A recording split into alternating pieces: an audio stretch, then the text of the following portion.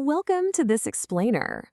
Look, if you think the Ming Aralia is just another pretty leafy houseplant you stick in a corner and forget about, well, you're in for a serious surprise today. We are unlocking an absolute masterclass on a plant that carries centuries of medicinal history, acts as a scientifically proven air purifier, and holds some pretty deep energetic significance. Let's get right into it. We'll be tackling this layered journey by first meeting the Ming Aralia, then exploring its ancient medicine and clean air benefits, diving into feng shui and energy flow, looking at its optimal environment, mastering water and soil, and finally, troubleshooting common problems. Section 1. Meet the Ming Aralia. Architectural elegance. So, let's trace the origins of Polycius fruticosa. It's a highly sophisticated evergreen shrub native to the tropical regions of India and Polynesia. Its absolute standout feature? That beautiful, dark green, intricately divided, feathery foliage. I mean, it almost looks like a delicate lace canopy, right? Because it has these wonderfully woody, upright stems and a relatively slow growth rate, it's highly prized in interior design and even bonsai cultivation. It really gives off this incredible sculptural architectural vibe. Section 2. Ancient medicine and clean air, beyond aesthetics.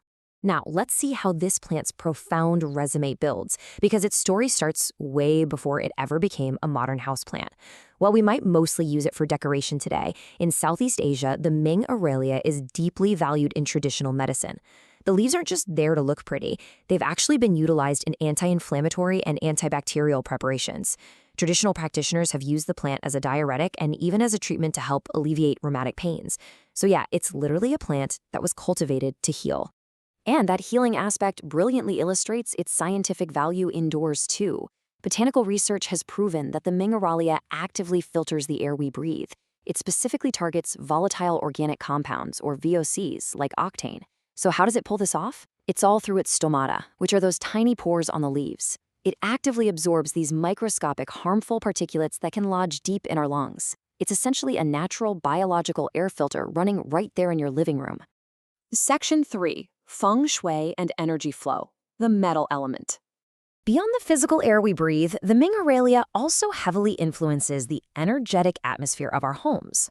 The crucial point here is understanding its place in traditional feng shui.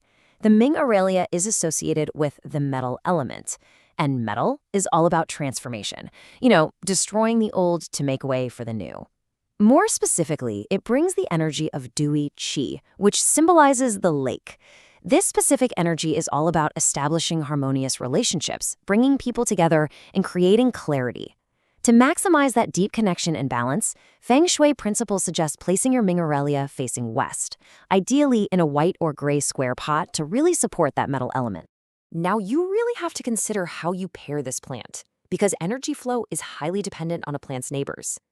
If you want to enhance the Ming Aralia's harmony, you should surround it with soft, adaptable plants.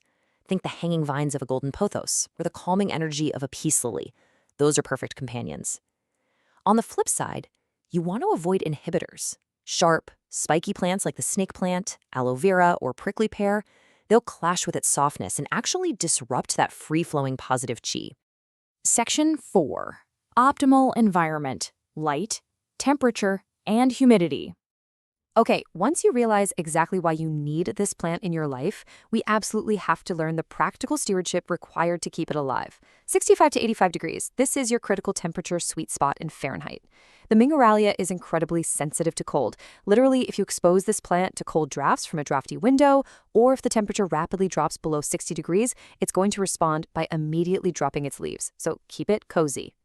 You also need to mimic its tropical origins. It wants 4 to 6 hours of bright, indirect light every day. East or north-facing windows are usually your best bet here.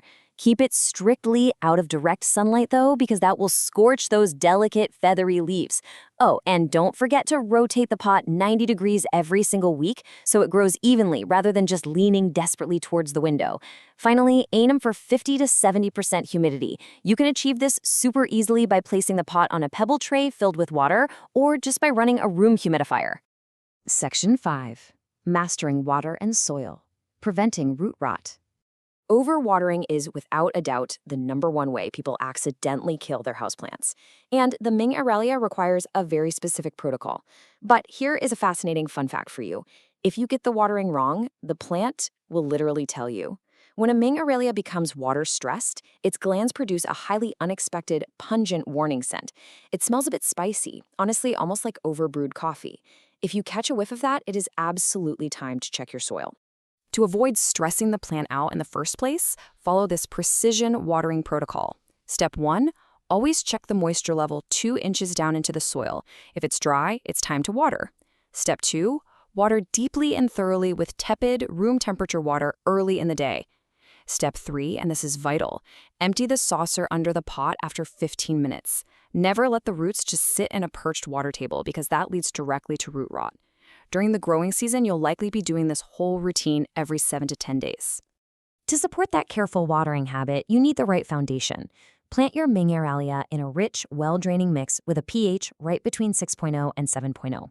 A great, simple recipe is equal parts potting soil, peat moss, and either perlite or sand for aeration. And housing matters too. Put it inside a breathable terracotta or unglazed clay pot. That porous material actually acts as a safety net, wicking excess moisture right away from the soil to protect against waterlogging.